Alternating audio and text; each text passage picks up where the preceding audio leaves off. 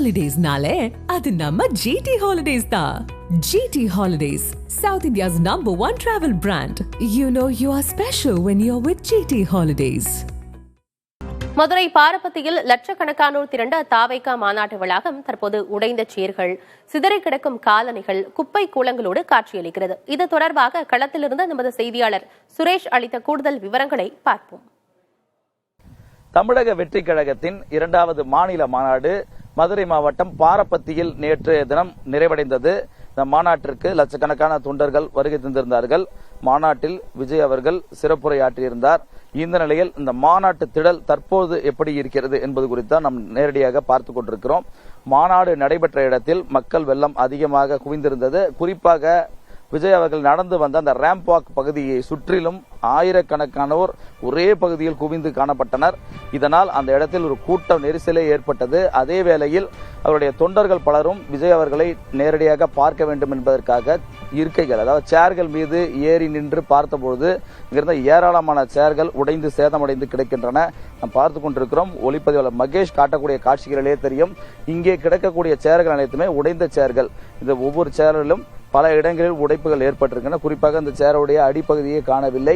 அதேபோன்று அந்த சேருடைய 4 கால்களில் ஒரு சில கால்கள் சேதமடைந்திருக்கின்றன. இப்படி 3000க்கும் மேற்பட்ட சேர்கள் இந்த மாநாட்டில் சேதமடைந்திருப்பதாக கூறுகிறார்கள். அது மட்டும் இல்லாமல் ஏராளமான வாட்டர் பாட்டில்கள் இங்கு குவிந்து கிடக்கின்றன. தண்ணீர், அதாவது நேற்றைய தினம் வெயிலின் தாக்கம் அதிகமாக இருந்ததால் வரக்கூடிய தொண்டர்கள் தங்கள் கைகளில் தண்ணீர் பாட்டில்களை கொண்டு வந்திருந்தனர். அந்த குடித்துவிட்டு அந்த தண்ணீர் பாட்டில்கள் இங்கே வீசி சென்றிருப்பதை பார்க்க முடிகிறது. அதே வேளையில் நாம் சொல்லியது போலவே அந்த கூட்ட நெரிசல் நேரத்தில் அங்கு வந்திருந்த தொண்டர்கள் தங்களுடைய காலணிகளை கூட விட்டு சென்றிருக்கிறார். என கூட்டத்தில் காலணிகள் மாட்டி மற்றவர்களுடைய மிதிபட்டு அதையெல்லாம் சிதறி கிடைக்கின்றன. குவியல் குவியலாக இங்கு காலணிகள் சிதறி கிடப்பதை பார்க்க முடிகிறது. அதேபோன்று மாநாட்டிற்கு வந்தவர்கள் விட்டு சென்ற பல குப்பைகள் கூலங்கள் இங்கு குவிந்து கிடக்கின்றன. இந்த மாநாட்டு திடல் நேற்றைய தினம் இருந்ததிலிருந்து இன்று இந்த எந்த அளவுக்கு இந்த இடம் மாறி இருக்கிறது என்பதை பார்த்தா நமக்கு தெரிகிறது.